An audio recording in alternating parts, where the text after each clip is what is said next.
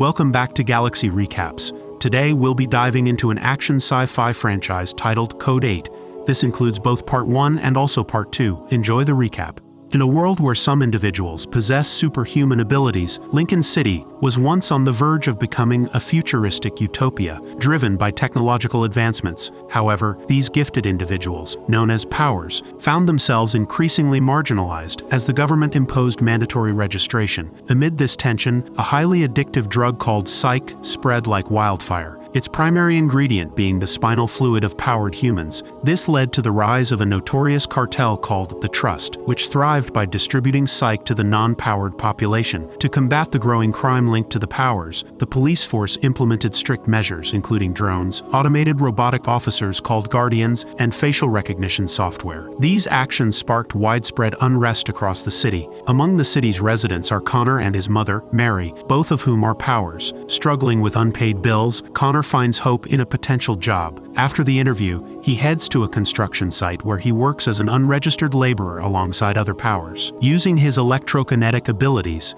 Connor excels as an electrician. However, their work is abruptly interrupted when the police raid the site. The authorities, identifying many of the workers as unregistered powers, warn them to obtain permits if they wish to continue working. During the raid, one man with pyrokinetic powers resists arrest, prompting the Guardians to swiftly neutralize him. Elsewhere in the city, another raid takes place at the apartment of Marcus Sutliff, a local trust agent with mind-reading abilities. Detectives Park and Davis, accompanied by the Guardians, uncover a farm where powers are being exploited for their spinal fluid. The police department, eager to demonstrate their progress, later release a video showing the confiscated materials being sent for destruction. That evening, Connor picks up his mother Mary from her shift at the grocery store, only to learn she's been fired due to an uncontrollable episode related to her cryokinetic powers. Connor urges her to begin chemotherapy for her illness, but Mary reminds him that they simply can't afford the treatment. The next day, Connor waits with Travis and a few other unregistered powers, hoping to land some contract work. Instead, he's approached by Garrett, who recruits him for a high-stakes robbery at Jones Chemical later that evening. Using his electrokinetic abilities, Connor disables the electric fence with his bare hands, allowing the rest of the team to proceed. However, their plan goes awry when they're caught by a security guard. The team quickly subdues the guard, tossing him into a dumpster before making a hasty escape. As the police close in with drones, the team stops under a bridge where they peel away the van's exterior to change its appearance, successfully avoiding detection. Garrett then drives them to a garage where they're escorted through a secret passage to meet Marcus. Sensing Connor's simmering anger through his mind-reading abilities, Marcus commends him for joining their group. Despite Garrett reporting the theft of 3 drums of hydro, intended to dilute their supply of psych, Marcus refuses to pay for it. Instead, he suggests another more lucrative job. Realizing that Connor isn't fully aware of his own potential, Marcus instructs Garrett to help him hone his abilities before they take on the new mission. Later that night, Garrett drops Connor off and gives him $300 as a bonus, asking him to meet again the next morning. When Connor gets home, he lies to his mother, Mary, claiming he picked up a construction job. Mary, in turn, informs him that she got her job back at the grocery store. Meanwhile, Nia, one of Marcus's team members, confides in him that she wants to leave the group. However, the addictive power of psych has such a grip on her that she feels unable to break free. The next morning, detectives Park and Davis are at Jones Chemical, surveying the damage. Noting the significant amount of stolen hydro, they deduce that Marcus is desperate for money. The destroyed electric fence leads them to search the city's records for any powers with electrical abilities who could have been involved. Meanwhile, Connor and Travis wait to be picked up for work. Despite Travis warning him to steer clear of people like Garrett, Connor decides to join Garrett when he arrives, lured by the promise of good pay. Once Garrett learns that Connor needs money for his sick mother, he decides to put him to the test. He asks Connor to short-circuit the alarm of a car so they can steal it. As Connor effortlessly disables the alarm, Garrett uses his telekinetic powers to unlock the car, and the two proceed to rob it. During their time together, Garrett realizes that Mary raised Connor as if he were an ordinary child, without teaching him to harness his powers. Out of fear of of losing him like she lost her husband, who also had electric abilities. Seeing potential in Connor, Garrett officially begins his training, though it starts off rocky. At first, Connor struggles to keep even one light bulb lit with his powers, but as he learns not to get fooled on the job and gains more control, he gradually improves, eventually managing to handle multiple bulbs at once. Garrett teaches Connor to embrace his Class 5 electric power rather than suppressing it. This newfound confidence leads Connor to seek revenge, not only against an electrician who had shortchanged him, but also by teaching Mary's boss a lesson for mistreating her. One evening, Connor proudly tells his mother that he got the job he interviewed for, leaving her elated.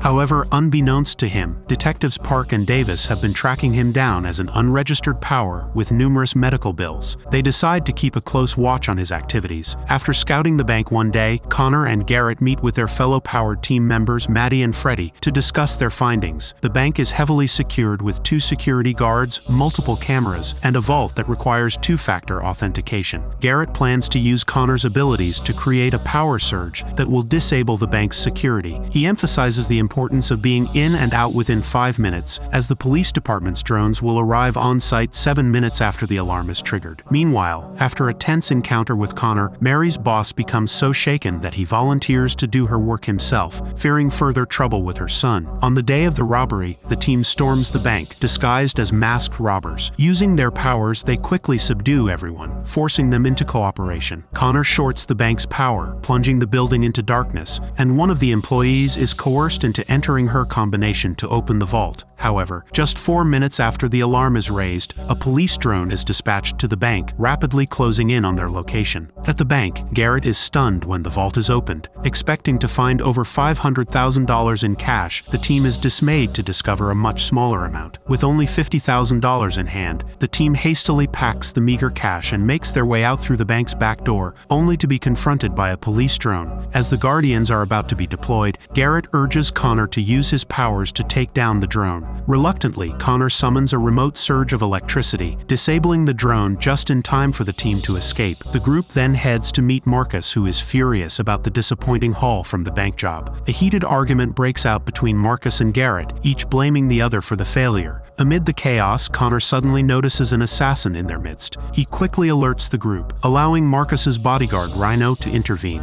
Despite taking multiple hits, Rhino's bulletproof skin keeps him unharmed as he eliminates the assassin before she can cause further trouble. While Marcus and Garrett argue over their next move, Connor finds Nia, one of Marcus's team members. Noticing a wound on his arm, Nia uses her healing powers to help him. This prompts Connor to ask why she stays with Marcus. Nia reveals that she heals Marcus in exchange for Psyche, as she's trying to pay off a debt. Before they can talk further, Rhino interrupts and orders Nia back to Marcus. Later that night, Connor returns home to find Mary with his stash of cash from his recent jobs with Garrett. Realizing that her son has been lying about having a legitimate job, Mary is heartbroken to see Connor following in the dangerous footsteps of his father. Connor tries to justify his actions, explaining that he couldn't just stand by and watch her suffer without trying to save her. But as they argue, Mary's condition suddenly worsens and she collapses. At the hospital, Connor learns that Mary's tumor is rapidly progressing, causing her to lose control of her powers. The doctors inform him that she needs immediate surgery if there's any hope of saving her, which will result in even higher medical bills. Overwhelmed with worry, Connor's troubles deepen when he is taken in for questioning by detectives Park and Davis. The detectives mention the recent robberies at the chemical plant and the bank, pressing Connor for information on Marcus. Despite Davis trying to provoke him by bringing up his parents, Connor refuses to give up any information. Frustrated, Davis suggests planting Psyche at Connor's residence to justify an arrest, but Park decides to let Connor go, citing the lack of concrete evidence against him. As Connor leaves the police station, Garrett picks him up and Connor demands a meeting with Marcus to discuss a job. They join Marcus and Nia shortly afterward, where Marcus reads Connor's mind to confirm that he didn't reveal anything to the cops. Marcus then proposes a daring plan to steal back the confiscated Psyche, worth $10 million, while it's being transferred to an incinerator. Connor seizes the moment to offer a deal. Marcus can keep the Psyche if he allows Connor to have Nia in return. To Connor's surprise, Marcus agrees, knowing about Connor's sick mother. Furious at being treated like a commodity, Nia storms off. Garrett then reminds Marcus that they're partners in this deal and insists on an equal split of the Psyche. He argues that once they pay off the trust, they won't have to answer to anyone else, which convinces Marcus to agree. Over the next few days, the group meticulously plans the robbery, considering all the security cameras in the area and the logistics of their operation. While Connor insists on minimizing casualties, the plan leaves him with just one chance to tape out the 4 guardians they'll be facing. In a conversation with Nia, Connor tries to explain that once she heals his mother, she'll be free to live her own life. However, Nia is angered by the idea of being used for her abilities, as she feels that's the only reason anyone cares about her. On the day of the heist, everyone takes their designated positions within a drone-free fly zone. Freddy sets up a barricade, forcing the police transport truck to reroute toward Connor's location. Freddy then joins Maddie as they tail the truck. Garrett blocks the truck's path, pretending to struggle with maneuvering a massive garbage truck, buying Connor the time he needs to prepare his attack. Connor unleashes his power, successfully knocking out the 4 guardians escorting the truck. Freddy and Maddie ensure the guardians are completely eliminated, forcing the police officers to surrender the confiscated psych. Maddie hands it over to Rhino. However, in an unnecessary and brutal move, Marcus's men betray the plan and open fire on the police officers. Rhino, showing his ruthlessness, takes Maddie out and shoots Freddy before fleeing with Marcus and the stash of psych. Their men then turn their guns on Garrett, Connor, and the wounded Freddy. Despite the chaos, Connor, Garrett, and Freddy manage to escape, but their relief is short-lived as a drone and 2 more guardians arrive, brutally taking down the remaining men and forcing the trio to stay on the run. Connor and Garrett quickly realize that Freddy is gravely wounded, and desperate to escape, they steal a car to get away. Meanwhile, back at the hideout, Nia becomes suspicious when only Marcus and Rhino return. She quickly understands Marcus's betrayal, but is powerless to act as Marcus hands her a vial of psych, reminding her that her father still owes him a significant debt. Elsewhere, as Freddy succumbs to his injuries and bleeds out, Connor and Garrett discuss the botched plan, with tensions rising. Later that evening, they argue bitterly, with Garrett blaming Marcus for the betrayal, while Connor counters that Marcus was driven to it because Garrett insisted on an equal partnership. Frustrated and angry, Connor storms off. Meanwhile, Detectives Park and Davis receive strict orders to keep the failed operation under wraps and are directed to catch the culprits responsible. At the hospital, an emotional Connor apologizes to his mother Mary and reassures her that he's found a way to help her worsening condition. However, Mary, sensing the toll it's taking on him, insists that he needs to let her go. In another part of the city, Officer Park picks up his daughter Lena from his estranged wife who is struggling to manage Lena's uncontrollable powers. Lena expresses her fear of being given away because of her condition. Later, Travis approaches Officer Park and hands him a message. Following the instructions, Park meets Connor at a diner. Connor, burdened with guilt, promises to turn himself in after saving his mother. He offers the location of Marcus's hideout and urges Park to seize both Marcus and the stash of psych. The next day, Park, seeing an opportunity, decides to scope out the hideout before moving in with a team. At the hideout, Marcus is holding Nia at gunpoint, forcing her to heal the side effects of his psych addiction. While she manages to heal him, his condition seems to transfer to her. Just then, the venue loses power as the police arrive outside, and the Guardians lead the raid, as Marcus, Rhino, and Nia try to escape through the secret path leading to the garage. As they make it to the garage, they encounter Garrett, who shoots at Marcus and knocks away Rhino's weapon. He then proceeds to repeatedly shoot at Rhino. Rhino, enraged, charges at Garrett, but Garrett manages to hold him at bay with his telekinetic abilities. Connor enters the fray, determined to overpower Rhino with his electric powers. Meanwhile, Marcus, desperate, tries to hand Nia a gun, but Garrett quickly joins forces with Connor to take Rhino down. However, Rhino's super strength proves too much for Connor to handle. In a critical moment, Garrett manages to stick a tool in Rhino's eye, allowing Connor to finally overwhelm the giant and bring him down. On the other side of the room, Nia slyly grabs Marcus's gun, but before she can act, Garrett uses his telekinesis to strangle Marcus and summon the gun away from her. With Marcus incapacitated, Connor pleads with Nia to save his mother, Mary. Nia hesitates and reveals the true nature of her healing power. She takes on the injuries or illnesses of those she heals, implying that if she were to heal Mary, she might take on her terminal condition and possibly die. Despite the risk, Garrett hands the gun to Connor and walks away with the stash of psych, leaving the choice to him. Connor, desperate and conflicted, takes Nia to Mary and demands that she heal her. Nia begins to heal Mary, gradually absorbing her pain, but as she starts to suffer, Connor abruptly stops her, unwilling to let Nia sacrifice herself. Mary wakes up briefly, but tragically, she passes away soon after. Devastated, Connor decides to turn himself in, Before doing so, he gives Nia his car to help her leave the city and apologizes for all the harm he's caused her. 5 weeks later, Lincoln City is gripped by tension as a vote on an outright powers ban looms. Officer Park, despite his reservations, reluctantly accepts an award for his role in maintaining the city's safety. Elsewhere, Garrett, ever the opportunist, hands over double the money Marcus owed to Mr. Wesley of the Trust, hinting at future business dealings to meet the rising demand for psych. Meanwhile, Connor, filled with remorse, visits Mary's grave and apologizes for not being able to visit her sooner. On the other hand, Nia finally finds some peace as she reunites with her father at the prison, relieved to see him after so long. The film picks up 5 years later. After spending half a decade in prison, Connor is finally released, though he's closely watched by one of Lincoln City's esteemed guardians. As Connor walks home, Garrett offers his help. Connor, however, brushes him off, stating that the only help he needs is to never see him again. Life in Lincoln City hasn't changed much during Connor's time in prison, with one significant exception.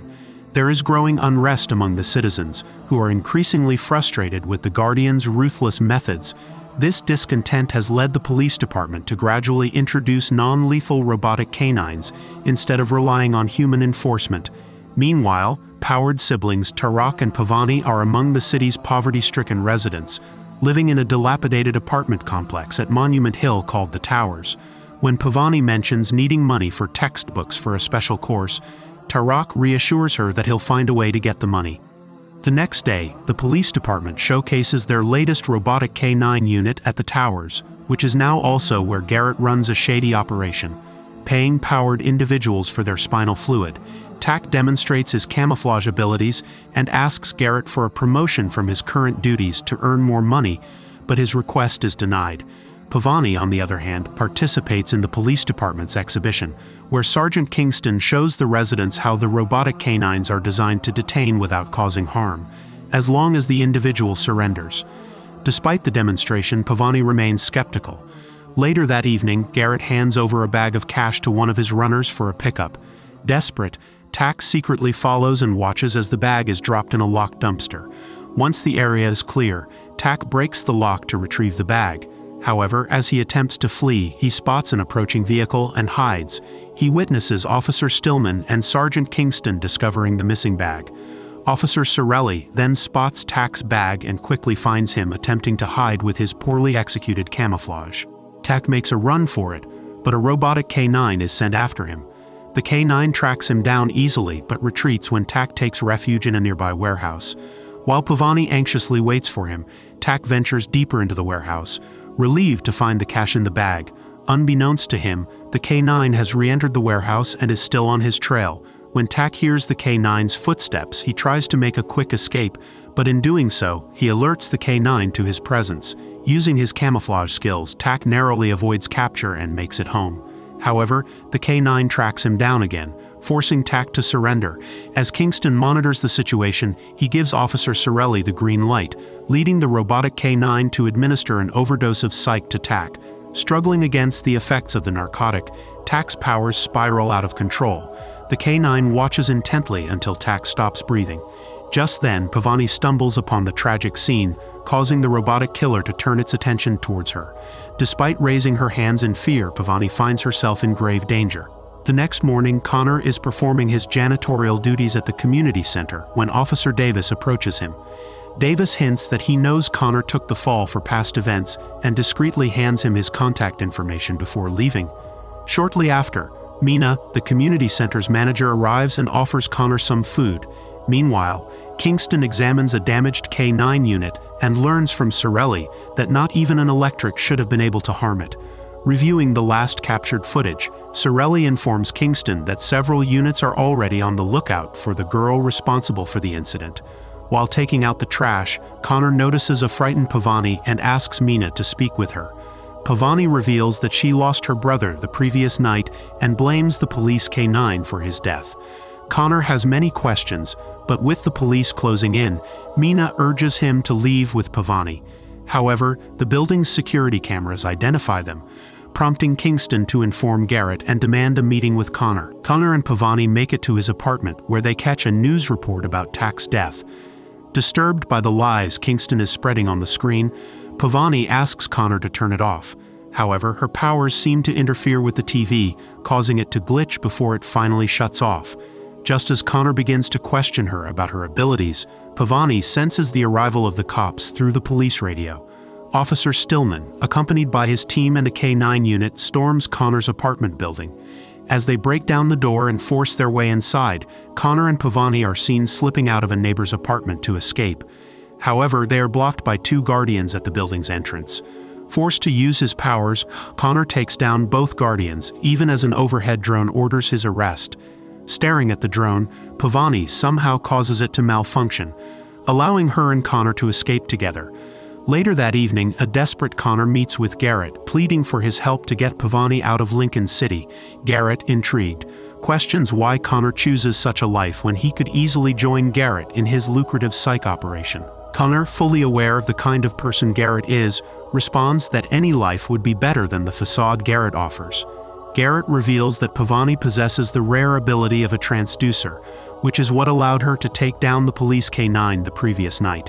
Connor is shocked to learn that Garrett has been collaborating with the police, helping distribute psych in exchange for a cut of the profits. But what truly alarms him is Garrett's suggestion of having Pavani work for him. Garrett warns that the memory of losing her brother will haunt Pavani and make her a target. His proposed solution to protect her is to erase that painful memory. Initially, Pavani refuses the idea. However, when Connor speaks to her about the fear and uncertainty surrounding her future, Pavani reluctantly agrees. The two then join Garrett as he drives them away from the diner. During the ride, Garrett tells Pavani that one way for the powered community to avoid exploitation is to stay united, and he invites her to become part of this family. They arrive at their destination, where Pavani is introduced to a powered individual named Tamara. Tamara takes Pavani's hands and instructs her to think about Tak. Pavani recalls a happy memory of Tak's birthday celebration, which Tamara locks onto and erases. When Pavani then thinks of the previous night and the loss of her brother, Tamara accesses and erases that memory as well. As Connor watches, he realizes that they intend to erase every memory Pavani has of Tak. He tries to intervene, but Garrett's men restrain him. Pavani continues to recall memories of Tak, gradually forgetting his very existence, even as Connor desperately calls out to her.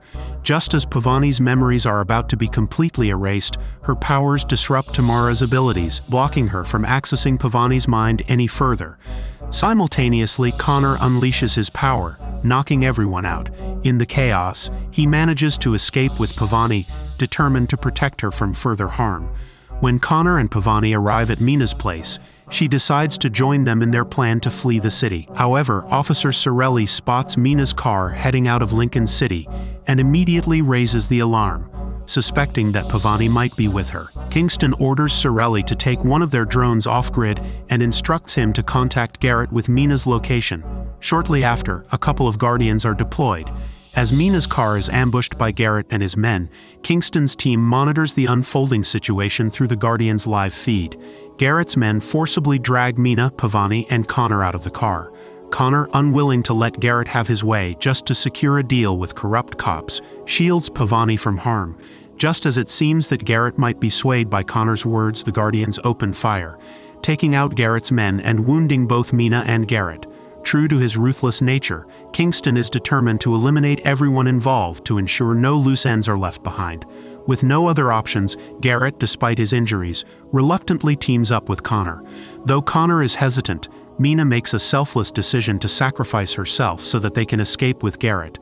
While the Guardians are preoccupied with taking Mina down, the group reaches Garrett's car and manages to escape. When Kingston arrives at the scene, he finds Mina still clinging to life. His corrupt nature compels him to offer her medical assistance in exchange for information on where the others are headed.